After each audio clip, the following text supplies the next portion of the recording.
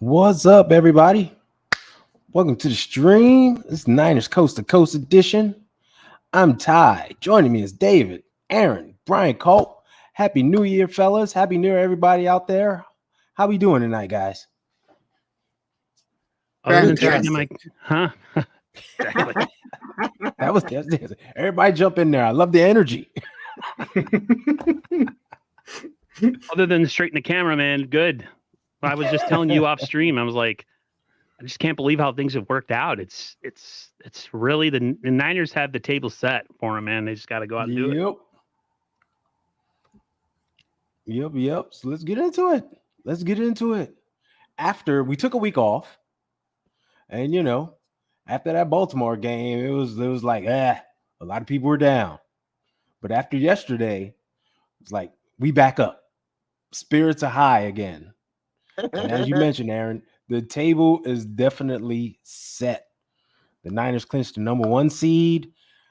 Thank goodness it's not coming down to the last week of the season as we've done in the past. We're like sweating it. We can all take a breath. How you guys feeling about this? Jump in there. David, go ahead. Fantastic. It couldn't have worked out better. In my picks, I actually picked the Cardinals to beat the Eagles. I did too. I didn't think there was actually much of a chance, but there's always a chance, And I was watching the end of that game like, wow, the Eagles look like they're broke. They ran into this red and gold brick wall. They flew right into it some weeks ago, and ever since then, they haven't been the same. The 49ers were the iceberg, and the Eagles were the Titanic. And I know that's really cheap, and like I kind of just, but we were the iceberg that they ran into, and since they ran into us, they've been sinking, straight up. When you talk about it, everybody used that term. Oh, were they exposed? Were they exposed? They were exposed. And they haven't been the same since. Nope. Right? They haven't been the same. Bryant, what say you? Number 1 seed, baby. The sky is falling, right? Everybody was panicking last week. Well, I told everybody it wasn't as bad as it looked, and we're not shook, right? We have a good opportunity to continue to go in strong. We are not taking anything off. They might rest some players in the game if it gets to a certain point. I don't think anybody wants to sit against the Rams. And I don't think we're going to go in and try to get hurt. No one wants to get hurt, but the Niners are going to go in and take care of business. And hopefully we don't have to play the Rams again in the playoffs. But if the Rams go in there with, I don't know, the steam they have right now, it potentially they could go in and beat somebody like Detroit or beat somebody like the Cowboys, beat the formidable, the horrible, right? The NFC gauntlet, right? The juggernaut, right? Hey, and I want to show everybody too. It is right here as well. Where is it? Right there. Okay. Right there, everybody. My picks right there. See it circled? What's it say? Mm-hmm. Arizona versus Philadelphia. So, I picked against the Eagles as well because if the Eagles lose, look who and where we are, right? So I'm super happy, super excited, and Jake Moody is elite. Mr. Elite. Well, hold on. Before we jump into the Rams, we got to talk about yesterday's game. 49ers traveled all the way east to Washington. Play the Commanders. Despite what was happening in other games, the 49ers still needed to handle their business, right? Yep. And they ultimately did that. What do you guys think about the game? What'd you see and how you felt? I thought it was a slow start. A little concerning with the missed tackles again. I thought the Niners defense looked tired, sluggish. just I can't say that they were, I don't know, dogging it or whatever, but there was definitely a sense for me just from a short week and having to travel. They just didn't look like real energetic. There's been I've noticed down the stretch that there's been a lot of more trying to just run into guys instead of like really wrapping up. And even when they do wrap up, they tend to slip off very easily. So I was noticing that early. Offense was kind of stagnant. They were moving the ball, but they just couldn't score. And to me, it was one of those things where I felt like once one thing popped, then the rest of it would take care of itself. Mm-hmm. And I was just like, this is a really bad Commanders defense. We should be scoring a ton of points. But listen, we scored enough. We still won by 17 points, and we didn't Mm-hmm. our best offensive and defensive game. So that kind of tells you how good we really are, is that we can go in and 85%, 75% and still smack a bad team. So, and we've done it on the road too against good teams. So it's a matter of, getting the rest, getting the, guys to get nicked up, who have nicked up injuries to recover. And then, you go in and it's time, it's go time in 3 weeks. It's time to go. Exactly. BC, how'd you think about that game? How'd you feel? Well, just like I said, really. Okay. Moving to that game, confident that we are going to beat the Commanders. Confident that no matter who was at quarterback. I at first, in the earlier of the week, I wasn't sure what they had said, that it was up in the air who their quarterback was, and then I think they listened. It was supposed to be Jacoby Brissett. I can't tell you we would have done very well against him. To be honest with you, I think he beat us when he was in Indy. And I think he's just a little bit more, I don't know, not that he's more mobile, but maybe more polished, as a veteran. So that's just something that, I was, aware, thinking of. But then he ended up having a hamstring issue. So he wasn't able to go. I've talked to David. I kind of really like Sam Howell. I think he's a really young, kind of gritty quarterback. Reminds me kind of like Jeff Garcia kind of, mover and shaker kind of thing, like he gets mobile and that kind of mentality, if that makes sense. And then he does have a bigger arm. So that kind of, he doesn't seem to be, Jeff Garcia like, but he's seems like he's heartless, he plays with his heart, and he's fearless. So I was really, really like looking forward to playing against Sam Howell, and he stormed back. If I'm correct, the game was like 10-0, and then here they come, and I was like, oh boy, me and my brother are sitting there, and we're not drinking beers or anything, but for a second, I felt like I had a beer because I didn't know what had happened to the game at all. It was just, it flip flopped really quick, and then we were able to steer the course, and it seemed like we woke up. And I was really proud of the team, just the whole effort and everything. And then, shout out to Mitchell, guys. We've been saying play him. And he finally got in there, and he actually played with urgency, because earlier in the season, when he did get his shots, we didn't see that. But this game, he really was like, it's like we've been saving him for something. The time is now. Yeah. Agreed. 100%. Agreed. David, what do you think about when you were watching, man? I think we got back to 49er football. We punched them in the mouth, ran the ball 39 times, which does include 3 QB scrambles, let's be honest here. But we did. We threw the ball 28 times. That's just, how we win games. Rest the defense, go on a nice long drive, score some points. And at this point in time of the season, week 18's coming up. And I honestly do think our defense tackling wise, they might be looking a little tired. So we got the bye week. That's a great thing. This next game, that's something that we'll probably discuss during the show, but does it really matter? Yeah, I want to beat them. But does it really matter? Exactly.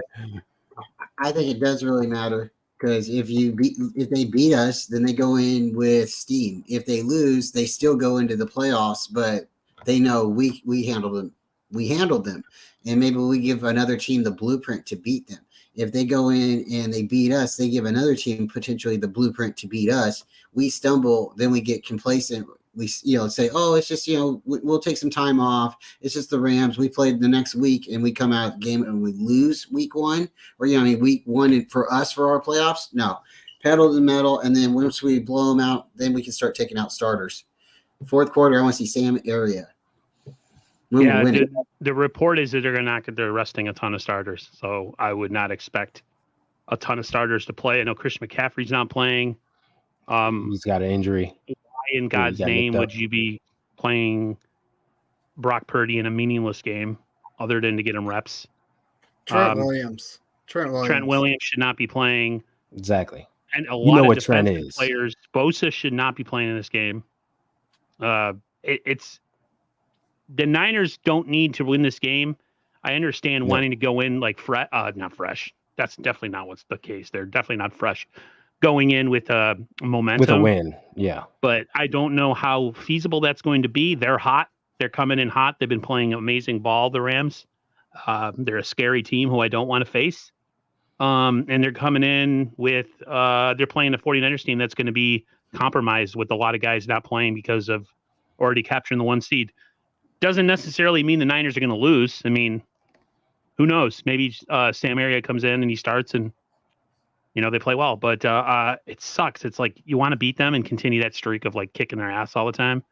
But I wouldn't want to blow our stack in a meaningless game and then have us face them again and then they beat us in the game that actually matters. So no, I gotta respectfully disagree. Like if you pull your starters out, the only ones that should be sitting are the ones that are injured or could need a couple of weeks just to like get healthy. Trent Williams is going to play unless you force him to sit. He might be willing to sit down later in the game when he knows our score's up, but he's a competitor. This year, we're trying to get to the Super Bowl. And I've heard it on the other side of the field, too, that they're potentially not going to be playing their starters. Matthew Stafford will be sitting. So that does change a little bit of things. It makes it more of a preseason game. But again, you're going to tell Debo to sit down against the Rams. You're going to tell, and I mean, it's like if these guys sit down for too long, then they are going to like tighten up, right? They need to stay loose. They need to stay. That's the part I totally agree with you on.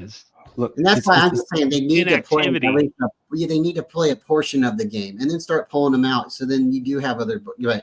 For just like, I don't want to even say who's not playing. I want it to be like this is a game. Everybody is on board, and that's how I want the Niners to look at it. But that's what I'm getting at. But it's about situational football. It's about doing the smart thing for your team, right? This is a meaningless game for us. Whether we win or lose, it really doesn't matter. What's important is going into the playoffs healthy. Yep.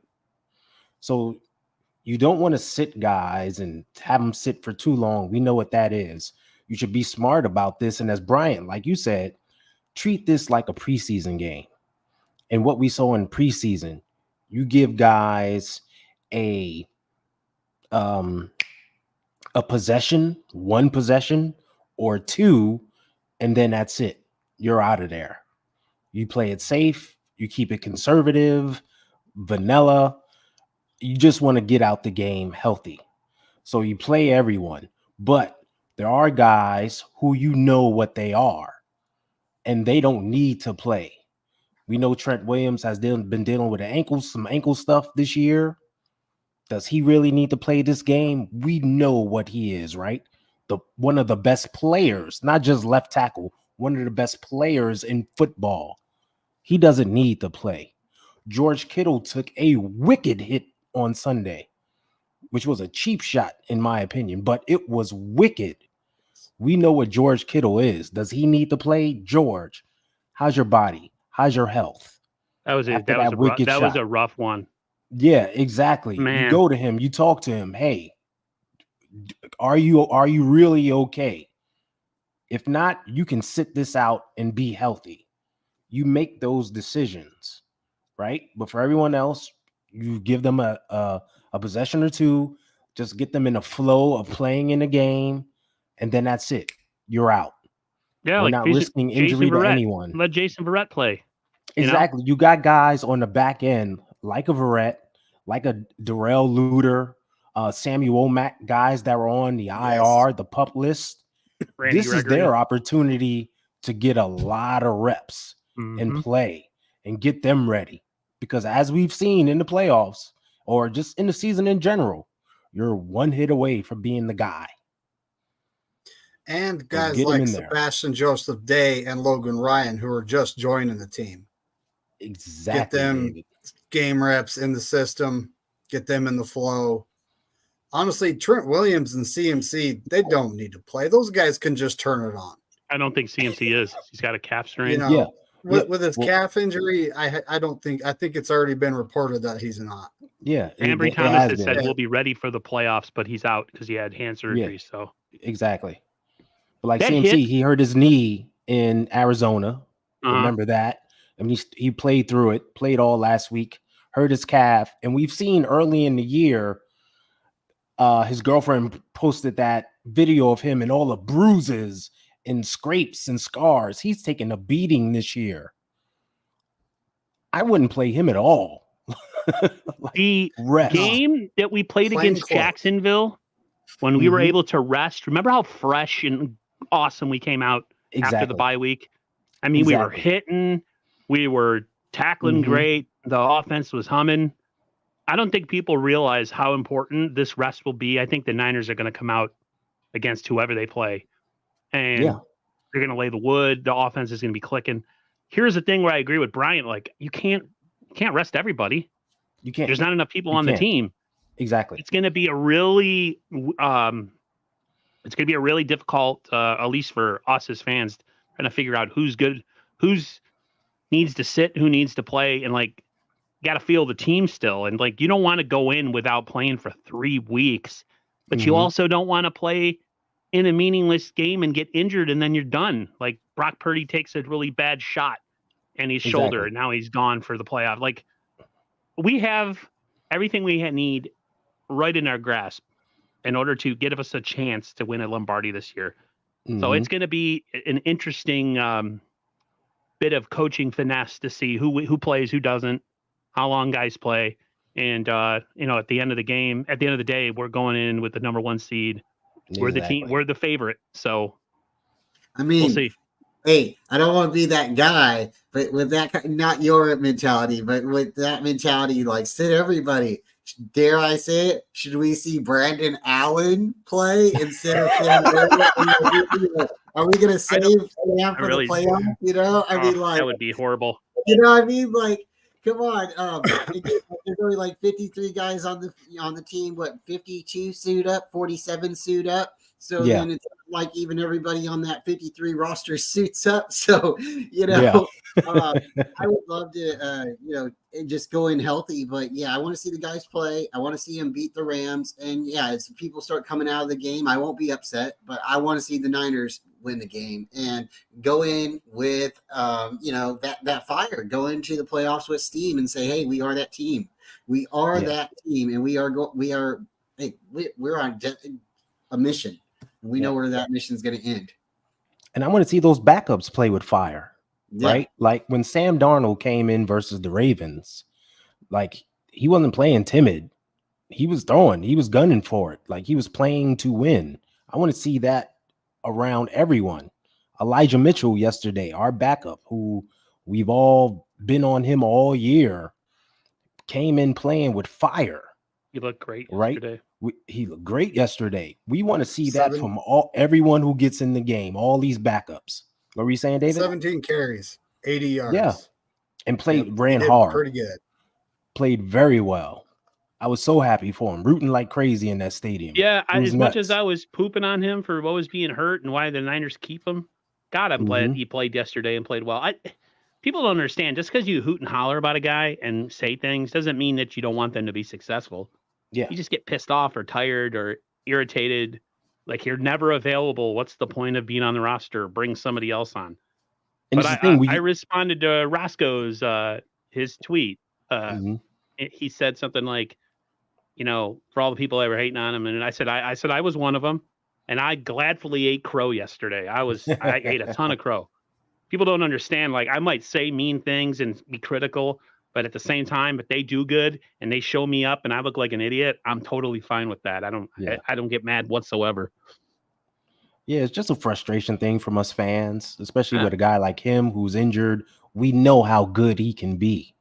We've seen him he led the team in rushing in 2020. He was our number one running back after Mostert got hurt week 1. Like, he was the guy. And we've seen him spell CMC last year and the previous year and how well he runs.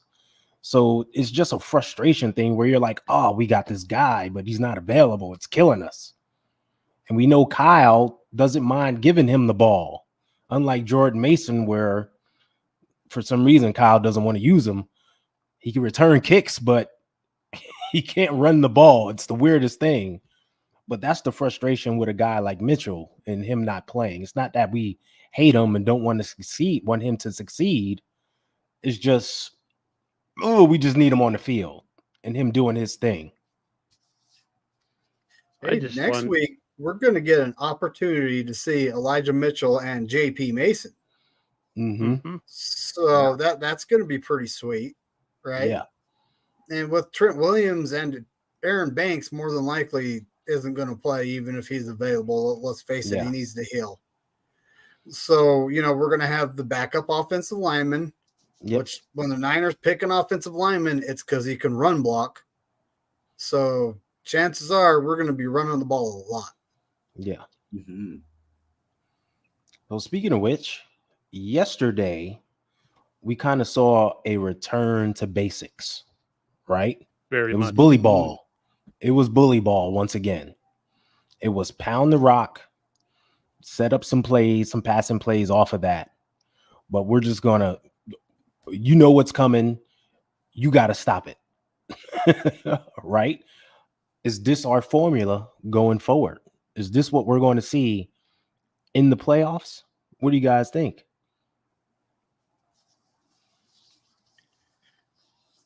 We controlled the clock. 38 minutes and 13 seconds in that game. We scored 27 points. Could have scored more. Yeah. Could have scored more. There was a couple field goals that could have been touchdowns. We left some plays out there. Yes, that's indeed. And our defensive backs, a couple of years ago, we hardly had any interceptions. We hardly, our defensive backs were there and playing, but they weren't ball hawks and they weren't doing what they're doing now. And it's really nice to see. It's nice to see our defensive backs being around the same level as our front seven. Honestly, going into the playoffs, if we play our football, who can keep up? I don't believe in the NFC. There's a team when healthy that we can't beat. Mm-hmm. The AFC is a whole other thing. That's where the challenge kicks in, and that's what would make a tough Super Bowl. Which I think if we all are, I'm not going to over talk about that, but I'm just saying, like in the NFC, like I totally agree with David. There's just not a lot of. I mean, we beat everybody. Yeah, we beat everybody in the NFC. That's worth beating. Philly, Jacksonville, Dallas. We haven't played the Lions. That would be an interesting matchup. Yep. Because you got a motivated team that's really talented. I think their defense is a little bit gettable though. Yeah, it is. I think our offense would do very well against their defense, but I also think that our defense would have some challenges stopping their offense because I just think our defense hasn't played to the caliber that they've been used to for a long time. I mean, there's a 5-game or 6-game stretch where they've missed double-digit tackles, 15, 16, 17 missed tackles in a game. Recently, it's been a little bit better, but you do that against good teams. Yeah, you do that against good teams. You miss tackles like that, you're going to be in a shootout. You want a shootout I know a lot of fans would be like, yeah, why not? Let's go ahead. BC would probably good for me. I don't want the other team to ever score. Like I just can't stomach it. But then again, I could be wrong, and they just need rest, and then they come in and maybe the defense plays lights out. I don't know. Yep. Where's Golf from? What team did he used to play for? The Rams. Gump? Oh, so Jared Gump. I was like, Gump? Sorry. I don't think he has a favorable record against us 49ers. I think his defense carried him. I think he has a better offense maybe now than he did in LA, but his defense is not anywhere compared to what they were when he was in LA. The Rams. I think we could potentially still live in his head. So I don't know how well he would do against the 49ers. Not saying he's not a good quarterback, but when the Lions played against the Ravens earlier in the season, they were exposed. They started having problems after that.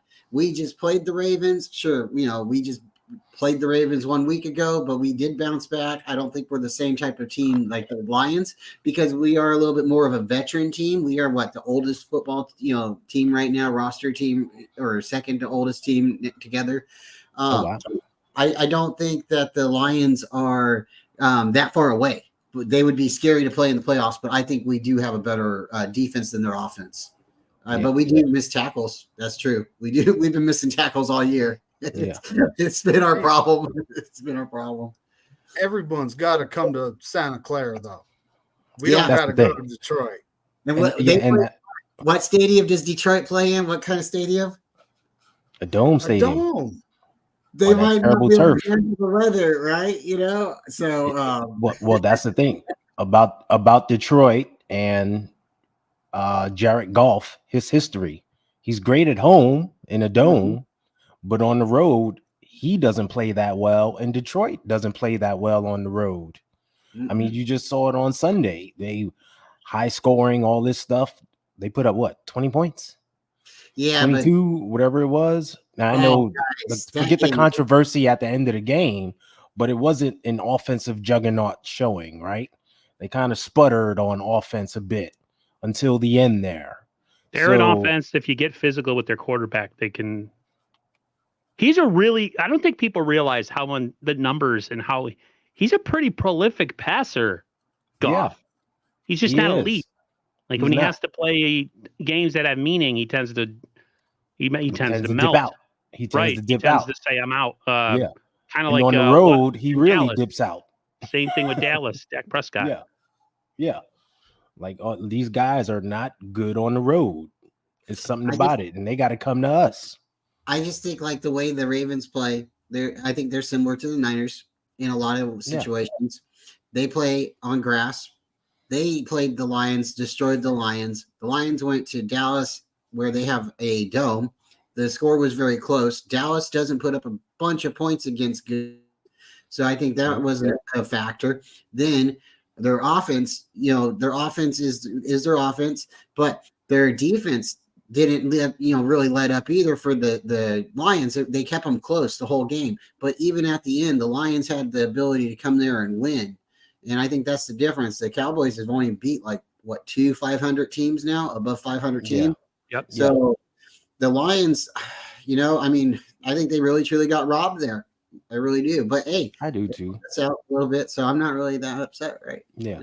But if you look at those two teams, it's like one team just plays well at home, doesn't play well on the road. And when they play against a tougher team, it's a struggle. Right? Mm-hmm. They don't blow them out. They don't do things except for Philly, but we know Philly is just bad. We broke them, but that's how it is. Then you got the other team, the Lions, who don't play well on the road. So it was like they were kind of equally matched in that regard.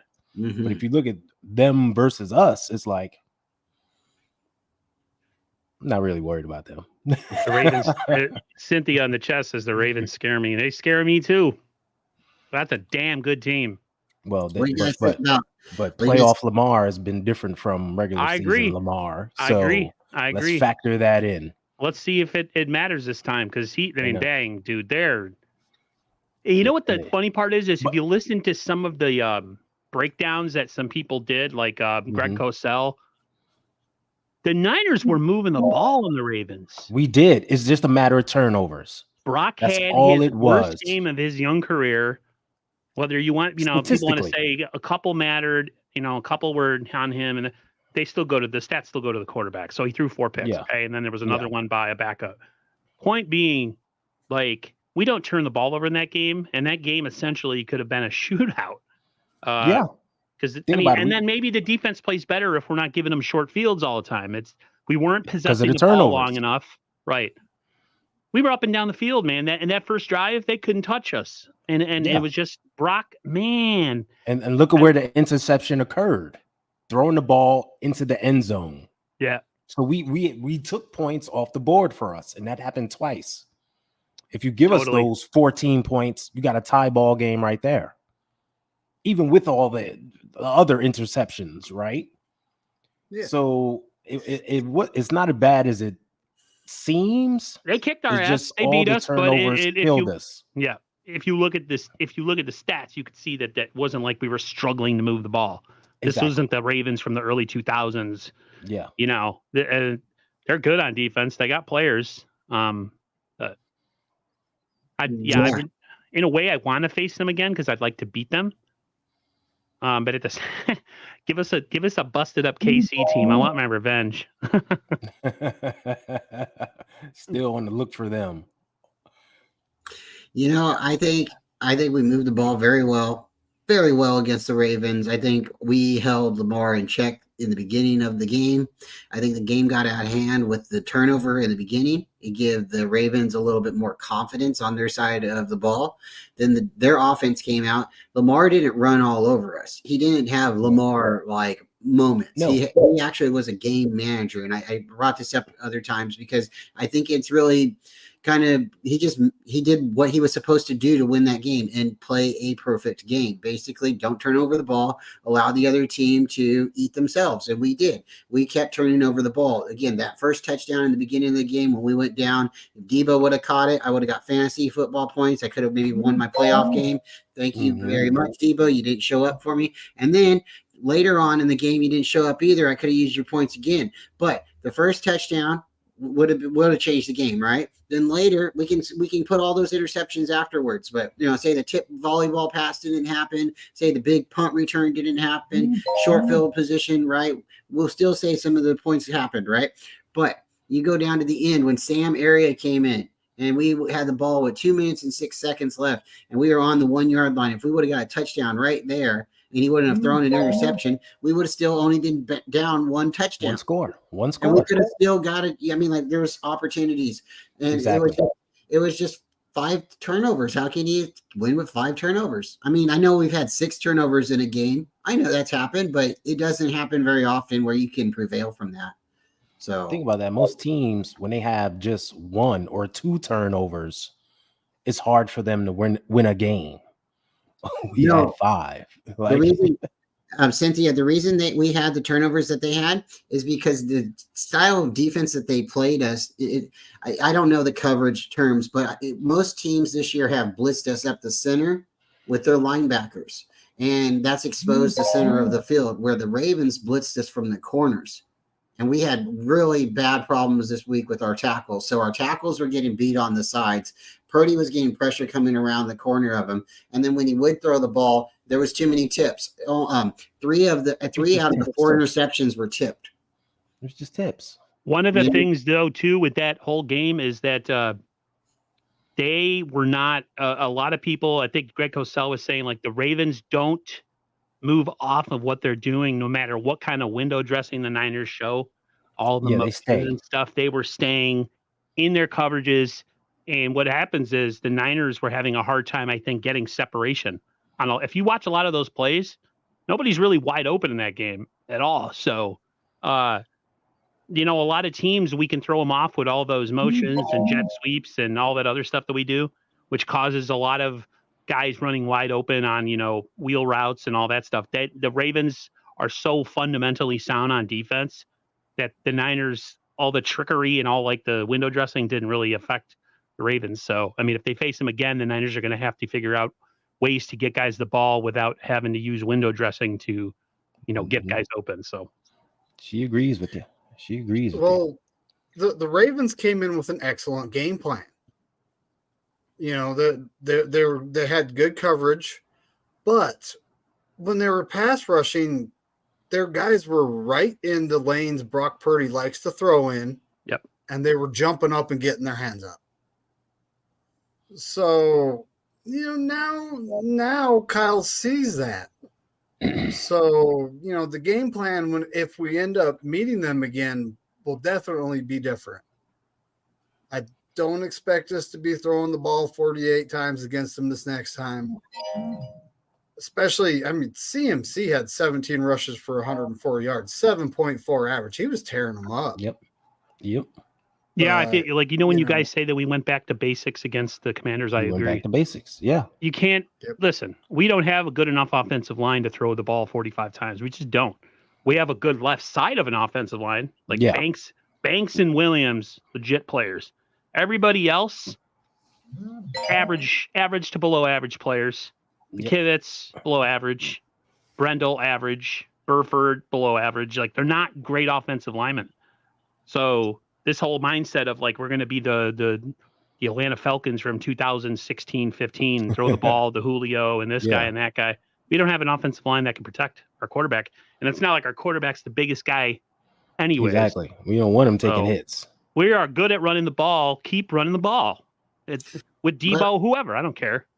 But I'm confident, though, if we did go up and we did have to pass the ball again, we would prevail because it would just be a different scheme. We would attack them differently, even through the air. We've seen they got in our gap. We've seen that they were putting their hands up. So there's going to be a lot more gimmies. There's going to be a lot more trickery. I could see there being, a pass to, a flip to Debo and him throwing the ball. There could be, CMC throwing the ball. There could be a juice pass. There could be several different ways to beat this team, just to, get them to back off and cool down. We were passing the ball very well to begin this game. It was just at the end, they jumped a route. And then after that, they had confidence. If they didn't get that interception, this game could have went totally different. But I agree. Run the ball, play 49er football. But I think this team is evolving to be a team where we can sit back there and pass. But right now, you're right, Aaron, we are not right now currently set up to do it, and we are too far in the season with injuries to be able to really rely and change our identity of a team. We're not going to be the Oakland Raiders and go to the Super Bowl running the ball one way and then start passing it 2 days before the Super Bowl. We're not going to do that. But one day I think we will have strong enough offensive line, and I think Purdy can say it whatever you want, he can dunk it away, but I think he's that good of a quarterback. But they just jumped some routes. They got aggressive and bold. It's just tip balls. It was just tipped passes. I should say pause. Tip passes. Normally, think of the first tip pass. It went straight up in the air. Yeah. Normally, when that happens, you got like linemen looking around like, oh, where's the ball? Where's the ball? Well, just so happened a defensive back was there and it went right to him. Mm-hmm. His last pick, he got hit in the hand. Think about the last one. He got hit in the hand and it went straight into a linebacker's belly. Yep. Weird. The second pick was the one that was the really weird one because Kittle was once again passing the fear. That guy got there early, but the ball deflected off them, goes into the air. The guy that caught it blitzed, facing the opposite direction when he picked got it too. sat on by a lineman for basically almost the whole play. Got up, turned around, took 2 steps, and all of a sudden the ball's just floating right to him. You talk about just pure dumb luck. Being in the right place at the right time. Yeah, but just based off luck. Like you got this 300-pound guy on your back. He finally gets off of you. You looking around, you turn around, you take 2 steps, and there's the ball right there. And you're like, oh, and you catch it. You had nothing to do with the play at all. You did nothing on the play, and you got an interception. Yep. It's the weirdest thing. I was a little tepid coming out against the Commanders. I felt like they needed to ease Brock, because Kyle said that Brock's confidence was a little shooken after that game. Like he said after the 4th pick, he said he wasn't, and he was really hard. You saw him. He threw some balls in the dirt. He was pressing a bit too hard. So he was a bit off. So early in the game, he was just like, they were dinking and dunking a lot. Easy throws, gimme type throws. I mean, it's a sure thing. A guy's running an out, you throw it to him. A guy's running a curl, turns into the middle, throw it to him. Then he started to turn back into regular Brock. That touchdown to Ayuk, that was a very Joe Montana-esque, rolling to his right, throwing back across his body to Jerry Rice or Taylor, just sitting in the back of the end zone. That kind of gave me some butterflies of the old days. And he broke, hey man, thinking about that, he broke a franchise record. This Garcia's is record, yeah. that was had a better season than Joe Montana, Steve Young, and Jeff Garcia. So in 16 games too, so you can't Yep. put that. Yes. It's a Yep. You can't put 17 that- game yeah, you season can't put the asterisk on it. That's Yep. right.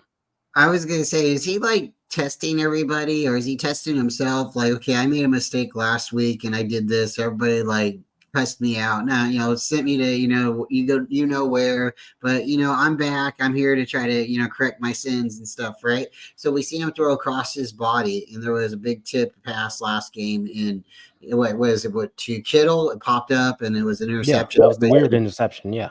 Everybody's like, don't throw across your body, cardinal sin. And then didn't he do it in this game and throw it across his body? And then Yeah. he did it twice. Yeah, Did so twice. He threw one to Juice Check, where Juice Check was kind of here and he was kind of over there, and it was like almost like I don't know, like one of those backslash things that you see on the computer. It was like an angle, and then the touchdown was the same thing. Roll right, tells the guy to go, and then so yeah. it's like he doesn't learn. Yeah, he doesn't know how. Yeah, no, I think he's just getting more confident. Sure, not every day is going to be perfect. Remember, it takes two people to catch a ball. One person has to throw it, the other has to catch it, right? Something like that, right? Hey, so it does. Everybody on the same key page. I think we're cooking right now, but I'm excited. Just think, he threw 4 interceptions in the game. The greatest quarterback, arguably, that this league's ever seen, in Tom Brady. Has had multiple 4 interception game, no touchdown type games. So, and did it while cheating at that. And he did it while cheating. So yes, 49er fans are bitter about the fact. My nephew always gets on me. My nephew always gets on me, and he's a Niners fan. He's like, "Oh, you're just saying that because what's his name? Tom Brady has more rings than Joe." I'm like, whose team are you cheering for, homie? Mm-hmm. How are you not like pro Montana, pro Young, pro anything? I'm not saying that you have to be blind loyalty, but to like make arguments for another franchise, dude. I know. I want to smack them, man. Like, what's up with that? You know what I'm saying? Yep. The Jordan debate, I get. I'm not a basketball fan anymore. He loves LeBron. I am a Jordan guy, but the Montana, like, you're going to be like, well, it's just because Joe has less rings. Okay. And one guy cheated to get 3 Super Bowls. So what are you saying? Then if you do that, they have the same amount. So yeah. Real quick, I want to say shout out to everybody in the chat. There was a ton of people up in here. First of all, the better greatness that is Tony Colt is in here. Thank you very much. Raphael joined the chat. What's going on, buddy? Melissa was up in here somewhere. But I see you, Melissa. Yeah. 49ers Ultimate Report. There was Melissa. What's going on? Yep. I was in Washington hanging out. Great game. It was so much fun. The 49ers totally took over that thing. I don't know if it came through on TV. We saw it. But it was red throughout. But there was a lot of 49er fans there. Tons of 49er fans there. Carcast was going on, buddy. We got Kenny in the house. What's going on? Everybody. Bashar's up in here. Is he related to you? Randy. Beto's in the chat too. Yep. Beto's up in here. Of course, Sin. We got Tommy in the house. Did you say Randy Elite Daytona? I did not say Randy Elite Daytona. Josh Allen currently has 10 4 interception games. Thank you for the freaking knowledge there. Guys throw picks. And remember, every pick has a story. Right? All picks are not the same. Sometimes you get a pass that's batted and another guy catches it. Sometimes you can hit a receiver right in his hands and he'll juggle the ball and it gets intercepted. That's not on the quarterback. Then you get some of those Jimmy G interceptions where you throw it and it goes right to the linebacker. Right? Every pick has a story, so you can't. You got to judge them individually. You had to bring Jimmy Garoppolo up and ruin the whole mood of the. Who? James was the best example I can think of. That backup quarterback for the Raiders, is that who? Yep, the backup quarterback for the Raiders. That's what I'm talking about. Jimmy Garoppolo. Jimmy, I'm never going to be a starter in the league. Garoppolo. You can straight up. He is good looking. They still show pictures of him entering the stadium. He's great looking guy. Good. Go go do underwear modeling or something. Like if I was as good looking as he was, that's what I'd be doing. Well, we got this QB now. Made me forget all about that guy. Oh, I've been forgot about him. Yeah. Brock Purdy makes me very happy. Yeah. I sound like a weird girl when I say that. Brock Purdy makes me Your fanboy crush is coming I'm out. a little bit of a fanboy of Brock Purdy, and now it's coming off a little weird. Sorry. Well, well, he's doing things that the things we see him doing are the things that we hoped for when we had the third pick in the draft, right? Forget the names, forget who was in the draft. We wanted a guy to just come in and be a playmaker, a guy that wasn't afraid to attack every area of the football field, and a guy that isn't just relying on his weapons, he will be a weapon himself. That was our hope. That's what we wanted. And Brock has been that guy. So we should all be fanboys of him because he's doing what we want him to do and what we need him to do. Point blank. Like Aaron, you said your favorite throw is the crossbody throw to Ayuk. Oh, it was beautiful. My favorite was the one to Ayuk up the rail. Right? I like that because too. That was in the pocket. He scanned the field and he put it out there outside the numbers up the rail. Ayuk was not wide open. That was tight coverage, and he put it right there on him. That is an NFL throw. Yep. My favorite of the year was in Jacksonville, where he's literally he's like humping an offensive lineman's back and throwing to Kittle wide open touchdown. Beautiful. Yeah. Such a beautiful throw. And then the one to Ayuk early in the year down the left sideline, that 70-something yard touchdown. Yeah, against the Bucks. Yeah. Oh, that was just see, but that one tasty. Ayuk was more open. This one he was kind of blanketed, and he had to like spread his hands really weird. If you watch the replay, they were talking about where it almost looked like his fingers were dislocating because he had to kind of Spider-Man that thing because it was over everybody's head. Did you see the point that Beto made in the chat about Montana throwing? A lot of people don't remember the catch game. Montana threw 3 picks in that game. Yeah, he threw 3 picks. And he also threw 4 interceptions in the 84 season during the season in a game.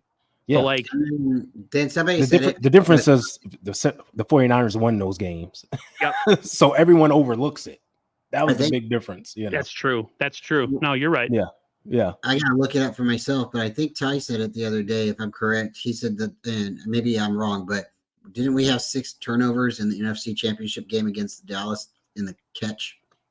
Possibly. Oh, that was me. I don't even know that one. Joe did throw 3 INTs. Montana threw 3 picks, but I don't know if there was also some 4 fumbles in that game. Yeah. So yeah. So I mean, there's possibility. You just gotta get your head around a good team. We've had tons of games where there have been a bunch of turnovers before 2019. Everyone likes to think of 2019 as this magical season where everything went great. I remember clearly week 3 versus Pittsburgh that year. Yep. Jimmy, back to number 10. He threw 2 picks, or maybe 3 picks, had a fumble. He had 4 turnovers total. We also had another fumble by a running back. We had 5 turnovers that game, and we wound up winning the game. The defense held strong. The offense finally made some plays at the end, and we won the game. So it was a very ugly game, but we still won it. So bad turnover games happen. They just get glorified when you lose. We didn't win pretty with James Richard Garoppolo at quarterback. No. A lot of the games that we had to come back with Jimmy, we came back because of his poor performance. He got us in those situations. Like you're the one that caused it, and then you're like, "Oh, Jimmy brought us back." It's like, yeah, because he caused the deficit with horrible play. But we got to keep talking. Can we bring it back to Brock Purdy? I really don't like talking. I'm just kidding. I'm kidding. I just hate talking about 10. Nah, but what I like is Aaron, what you said. We started out the game slow with him, a lot of easy passes. We know this is what good coaches do. Yeah, they will get their quarterback in the rhythm, give them some easy throws at the beginning of the game, get them comfortable, calm them down, and then turn it loose. And we know Brock has a tendency to bounce back and play well after a bad performance. And this is what we wanted to see from him, right? Will he play well this game? And I feel he did. He played very well. What was I going to say? Damn it. I had, there was a comment after the Ravens game. I brought this up with the last couple of streams I had. So after the Ravens game, we know Brock threw 4 picks. I'm not going to say who the content creator was who made this post, but the response to the post was so stupid. So essentially, everyone's like, oh, Brock this, Brock that. And one of the guys that responded to this creator's post said, yeah, if Trey Lance would have been the quarterback, he wouldn't have thrown 4 picks. And I'm thinking, and Bashar made the best response to that. He goes, yeah, because he would have been on the sideline holding a clipboard because he wouldn't have been starting. Like, I still can't believe in this, we're almost in 2024, and we still have people who are so miserable that instead of enjoying the 49ers' success this year with the possibility to win a Super Bowl, you're still mad about Trey Lance.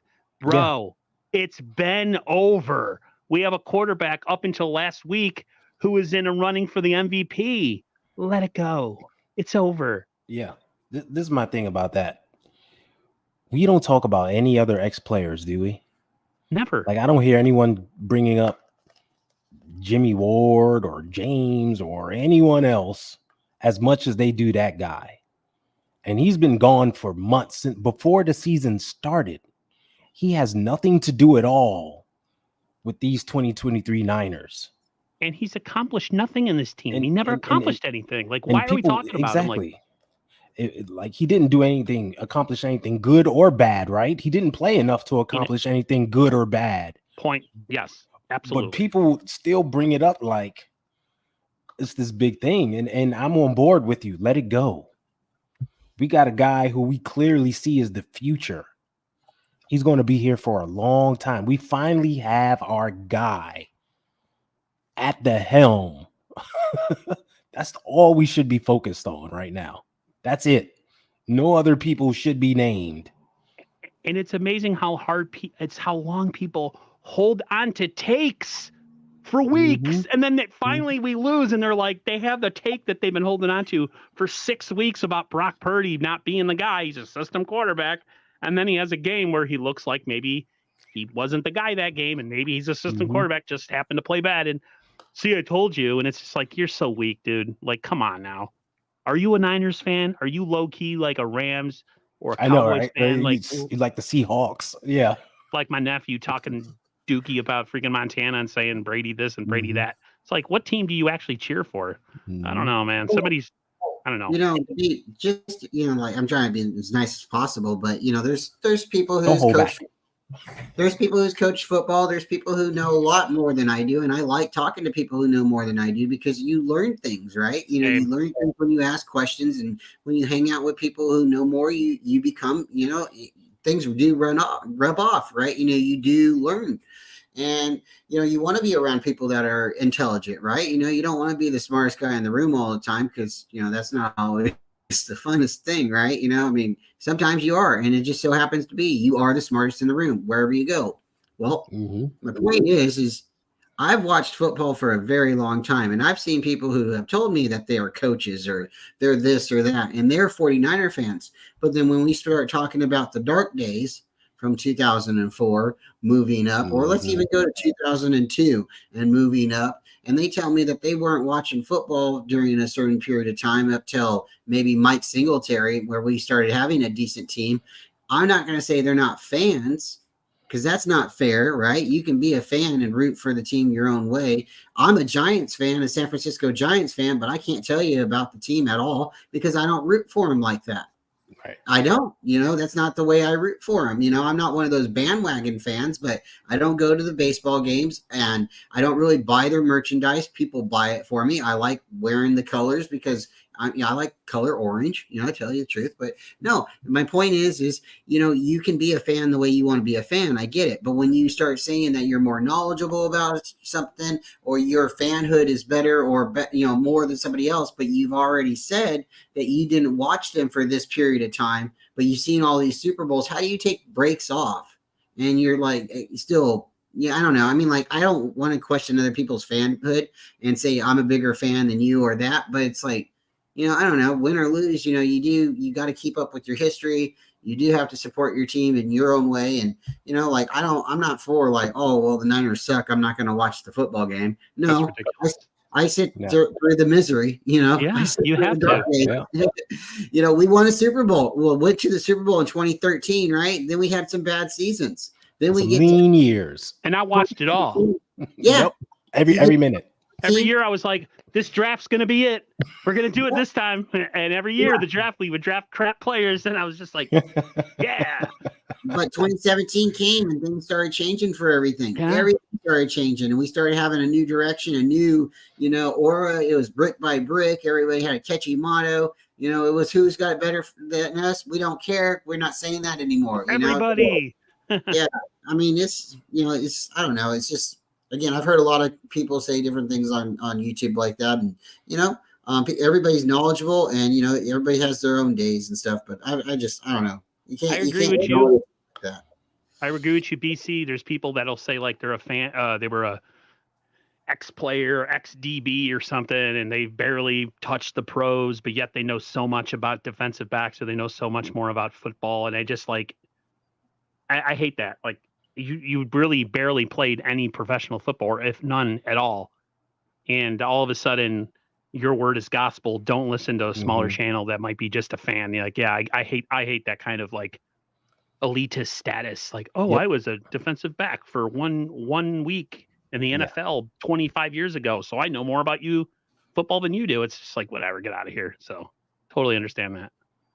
Well, I mean, there is different types of content creators, and I get it. There's fans who are wanting to have a YouTube-based, content creator, like stream. There's people that are more connected to football and can tell you more about certain things in certain areas. Then you have, ex-players, and then there's people out there that do different types of research and write different types of articles. There are people that are closer to the team and can give you more detail, but they're not necessarily the fan either, right? So I mean, it just depends on your, what you want to listen to that day, so. Yeah, Randy made a good comment. Football can't be predicted no matter how much you know or how long you played. That's very true. Very true. That's why I hate when people be like, oh, we lost to the Ravens, we'll see them again in the Super Bowl. You don't know that. We might not make it, and they might not make it either. Like when teams lose early in the season, we'll see them down the road. You don't know that. You may not make the playoffs, or you might get bounced the first round. Like, you don't know. So stop. Hey, Bash is right. And you got there's people I've heard call themselves content creator celebrities. Oh, Lord. They straight out called themselves content creator celebrities. Really? You're a fucking YouTuber, dude. Get over yourself. That's all. I'm just a YouTuber, like talking about my team. Wow. Listen, there's people that do YouTube because they want to make money, and they happen to have connections, and they have certain, ability too. They're good. And I would say there's like 6, 8 top, and then a lot of them are all like us, right? We're just fans. We're not trying to be talking about cover 3 versus cover 1 and this, that, and other. We're just talking about passion and how much we love our team. And we're not trying to be those dudes. And I think I always relate more to the people that are like excited when they get on, instead of somebody who has a bunch of notes and a bunch of statistics and wants to try to make you look like a stupid fan. Like, I thought are we fans, or are we like pretend analysts? Like, I like the fans. I always relate to the fans more than I'd relate to somebody who's been in business and they make money off of it. Because when they make money off of it, you have no emotional connection to it one way or the other, because you're still getting paid. So I'm all for you guys and other people like us. Support the little guy. Subscribe to all of us. Yeah, that's subscribe to all of us. The theme. Subscribe to me last. Links are in the chat. All right. We got the number 1 seed. The ball's in our court, basically. Mm-hmm. My question for you guys is, we've seen how we came out in the beginning of the season when we were fresh, just went on a roll, 5 straight. Then we had a bye. We came back fresh, went on a roll. We won 6 straight. For the postseason, we just got to win 3 straight. That's what it's all about. Just 3 wins. That's all it takes. Does this team have what it takes to get those 3 wins? I honestly believe, getting our starters maybe some backup reps, just a couple reps in week 18. Don't overwork them. That'll happen next week. And then, the bye week, and we're going to show up re-energized just like after the bye week. And, it's 1 game at a time, baby. Yep. We've put ourselves in a position to win those 3 games with as much ease as, well, at least 2 of them with as much ease as possible. We're home. So whoever we get, we've pretty much probably already played them other than the Lions. So other than the Lions, correct. Other than the Lions, we pretty much played everybody in the NFC. We played the Rams, played the Seahawks, who I don't think are making the playoffs, the Eagles. Yeah. All those guys, the only ones. Cowboys. Yeah. So, I mean, it's all about just repeating. Like the Bucks are making it. Yeah. I mean, think about it. Like, we think about ourselves. Like, how much better are we than the Bucks? Quite a bit.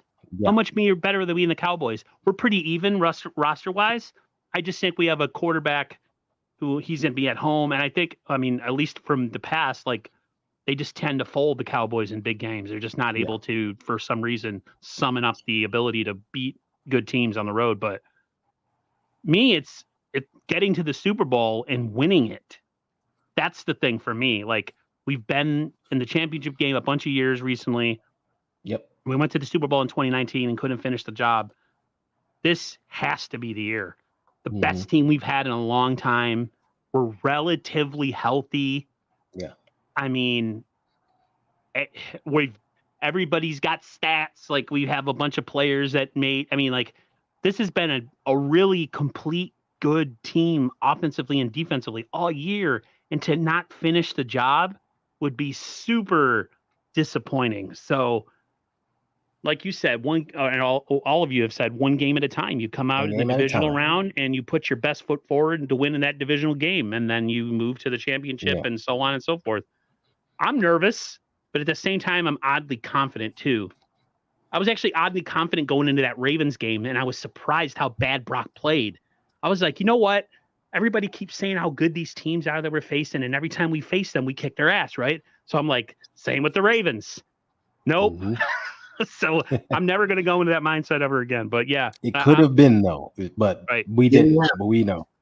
Do we have time to get into that for a second? Health is wealth. Indeed, it is. Health is wealth. Get into what? What you want to get into? BC, take it. Well, potentially, if we was to, make it to the Super Bowl, and it's not potentially. I don't want to sound like a homer, but I truly believe we're going to get there. Which, by the way, real quick, would be basically kind of like another home game for us, because it's a short trip to Vegas. And we saw last year how we took over like half that stadium.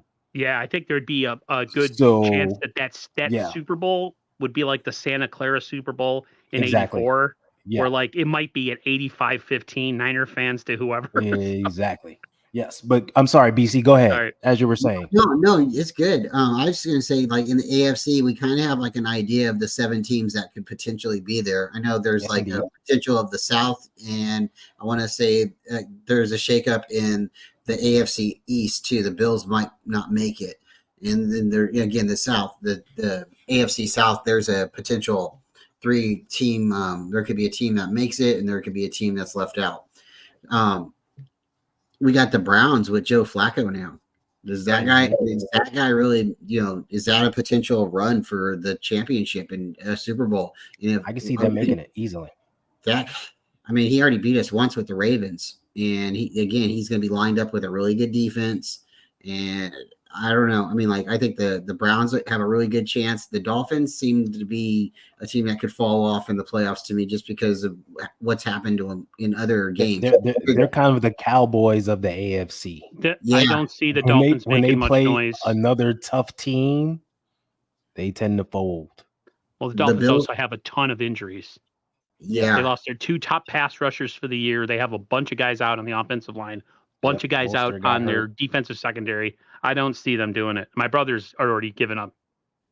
He's like, we're done. I'm looking at the Bills, and they could be one of those teams that doesn't make the playoffs, but still the Bills seem to be very weird because it's either Josh Allen on fire. Yeah, I'd like to see him win, but it's like either he's on fire or they're not winning the game. So I don't know about the Bills. And then, again, it's like the Browns, the Ravens, you have the Chiefs, the Jaguars, I don't think scares anybody. I don't think the Texans really scare anybody. The Colts. So I think it comes down to the Browns and the Ravens, really. Maybe the Chiefs can get there, but Dolphins lost Chubb. Yeah, and they already had their other pass rusher go out a couple weeks ago. So when it comes down to the young guy, when it comes down to it, I honestly think the Bills are going to take their division this next week. Yeah, I think they're going to win on Sunday. Yeah, I'm picking them to win. Yeah, that's unfortunate. My brother's really disappointed. I told him, I was like, we've had seasons just like you where we just lost everybody. The only thing is that we lost it early in the season, so we weren't teased. We lost them. We lost Bosa and this guy and that guy in September. So we knew exactly. We were done that early. Was week 3. Yeah. Right. Dolphins have been pretty good this year, but the last couple weeks, they just guys are dropping left. That sucks. That has to suck. Big time. They were the number 1 seed at one point in the rankings, and then now they're a possibility of they made the playoffs, but they're probably going to be a one and done team because they just don't have the dogs. Yeah. My brother and me were like, oh, what if we have a 49ers Dolphins Super Bowl? My brother's like, I don't want me. I mean, neither of him. We don't want it because I don't want him to be upset, and he doesn't want me to be upset because he knows that I go into like a month-long depression after the Super Bowl. So it's just like, in a way, it's kind of working out for us and for my family. But as far as Dolphins fans, I kind of feel bad. Mm-hmm. Yeah, that's why, like right now, and Billy just put it up. We essentially have 3 weeks of rest. And someone else mentioned earlier, health is wealth. At this time of year, health is wealth. Yep. Get these guys as healthy as possible. Help cure all the bumps, bruises, everything you can to just go on this 3-game tournament and win them all. This is when you need to be 100% healthy so you can go all out.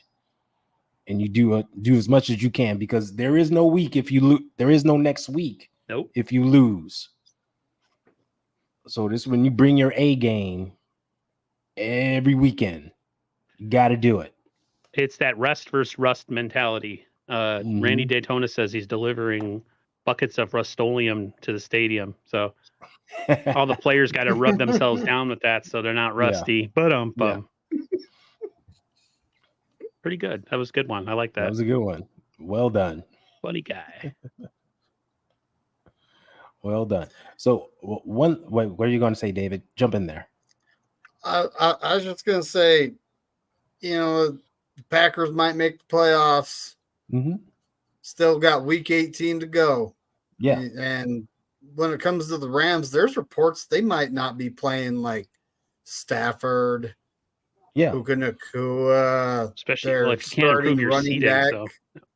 They want to go into the playoffs healthy as well, right? They have that. They have battle of backups. Yeah, you can see a battle of the backups, and you know what? Prove your mettle. Like I said, we want our backups to go out there and perform well. And it's like, all right, if you're going against starters or equal competition, we still want you to play your A game. Yeah, and we need you to prove it. Give me some Willie Snead and Tay Martin out there catching passes. Yeah. Charlie Warner, baby. We'll get some Chris Conley out there. Brady Willis. Exactly. Like, get these guys out there. Give Jordan Mason 15 carries. Right? We haven't seen him much all season. Let him tote the rock. Yeah. We get into a 3rd and 1 or a 3rd and goal on the 1-yard line. Put his big butt in there. Get in there, son. This is your time. We could also Right. bring in what's his name, who just got released by the Seahawks. We could bring him in. He could be a pass rusher for us. Aaron Frank wants to bring in Clark? everybody. Frank Clark, yeah, man. Bring them all in. Bringing them He's all been a back, baby. 49er killer in the We playoffs. might get That would be Braden a locker Willis. room that would be like an atom bomb in the locker room if you brought that guy in. Yeah. Probably start We might fighting get with to see everybody. Braden Willis, guys. You know, Yeah. I'm so Dude, excited for who's Braden going to Willis. play fullback here? Who's going to be playing for George Kittle or tight end too? If Warner's playing for Kittle, we might get to see. We might get some Braden Willis action. I tell you what, if you love backups and you want to see these young guys, this is the game to tune into. I know it's only week 18. It's week 18. It doesn't mean anything. But to see these young guys get on the field and finally get some reps, this is the week. Like to see Darrell Eluder and Samuel Womack out there getting extended reps. Like, this is what you want to see. 100. Ross Dwelly's hurt, right? He's still on Ross the boss. But he's not on IR, but he's hurt, right? Is he? Oh, yeah, he is still hurt. He's been out for 3 weeks in a row, I believe. Yeah, but Charlie Warner's been. Yeah, they didn't put him on IR though, so they're just waiting for him to come back. So I haven't heard anything about when he's coming back or anything though. So it might be a thing where they just keep him out and rest him, because there's no need. So we can see a heavy dose of Charlie Warner and Braden Willis this upcoming game. Mm-hmm. Those will be your guys. So, yeah, it's going to be a fun week 18. It's going to be a fun for us to just watch our backups out there, see how they perform, see what they do, get a good look at them in a regular season game, and then to see how the rest of the playoffs shape out and how the seedings finally fall. Either way, we know we're not traveling. So it's gonna be nice. It's gonna be nice. It's gonna be nice. This team is so beat up. They're so beat up. Yeah. I think a lot of the defensive issues that we've had this season are just from the travel. We had the least amount of off days and like the most travel in the league by far, like 20 days worth. Mm-hmm. So now we're actually going to have about 21 days of rest to make up for it. The only time that I get to me, the defense, I don't really worry about them being rusty. It's the offense. Yeah. Skill position players. You know what I mean? Knowing a guy like Christian McCaffrey, though, he's always ready. He's always ready. I have no doubt in him. I have no doubt in Brock. Maybe we'll see, man. We're either going to do really well or we're going to be out in one game or, we don't know. I think, like Bryant says, I think we're going to go this year. I think we're going to make it to the Super Bowl. But still got to win first. So we'll see. We still got to win it. The thing that doesn't concern me is like a lot of these guys, not Brock, but all of the rest of the skill guys, Ayuk, Debo, Kittle, CMC, they're kind of like veterans now. They've been here before. They know what it takes. Brock is the young guy, but we know his mentality. He has a mature mentality, and he can lean on those guys to get him there, and they have confidence in him. He played in the playoffs last year himself. He's got experience too. Yeah. Yeah. And he didn't have a bunch of rest off. We went 1 week and played the next week. So this is different, but those guys will keep him prepared and keep him engaged. And the biggest thing is the chemistry he has with those guys, the chemistry with Kittle and Ayuk and Debo, right? It's there. So as long as they practice well, keep that chemistry up, I think it'll be fine. We won't see rust. My brother really thinks that the Niners have a lot of experience, and he thinks it's going to serve them well. He says that the one thing about your team is your team has been a core for a couple 3, 4 seasons, 5 seasons. Bingo. He's like they've all experienced the winning and the losing and the almosts, and now they have another chance to do it. So hopefully he's right. Hopefully that experience means some really well played football for the next month and a half. So Billy Garza brings up a really good question right there at the bottom above Randy Daytona. He says, what NFC team can give us the most problems this postseason? Or basically, what's the hottest NFC teams making into the playoffs? And we kind of touched it a little bit, but yeah, I think we'd have to say the Rams. I would have to say the Packers are getting hot at the right moment right now. And the Lions are also getting hot. You know, they are there. So those would be the three teams. I think that not to overlook or underestimate the Eagles or the Cowboys or Tampa Bay, but I don't think those are the three teams that it's those three other teams that haven't necessarily been around because they're scrappy. You know, I really think that Tampa Bay does have a lot of veterans that's been to the playoffs and they have won a Super Bowl. So I'm not saying that they're old and they don't want to win, but they've been there. So maybe it doesn't mean the same. You know, they just Detroit right now, they got energy. And the Rams are also coming in hot. I hope we can cool them off this weekend, you know, and you know, hopefully they rest too many of their starters, you know. I hear a lot of people talking about the Rams, and I know they've won 6 of their last 7, but when you're beating Seattle, Arizona, Cleveland with no quarterback, this is before they had Flacco, the Commanders, who we just beat, the Saints, and the Giants, you're not really beating the upper echelon teams, right? You're beating the lower end teams. The Giants missed a field goal to win that game. The Giants could have beat them yesterday. Exactly. So they aren't really like stomping like the way we stomped on the Eagles. They're not doing that. They're beating these lower teams. So it's like, okay, yes, you're winning, but let's not think they're up there. They're not contenders, right? No one talks about them making the Super Bowl. They just have nothing to lose. They have nothing to lose, and they have no expectations. Yeah. But it's like when they play these upper echelon teams, what happens? They wind up taking the L. So it's like, okay, until you change that, I got nothing to go on. Like, true. You beat Tyrod Taylor. You barely beat Tyrod Taylor. Ooh, okay. Ooh. You beat Sam Howell. Okay. Ooh, right? So did we. Whoop-de-doo. Yeah. It's like what you're supposed to do. Okay. So I'm not worried about that. I'm not. Okay, fellas. Anything else? We've been on for a while. This has been a great show. Shout out to everybody in the chat. You guys were awesome. Yeah, I have to make myself some din, unfortunately. All right.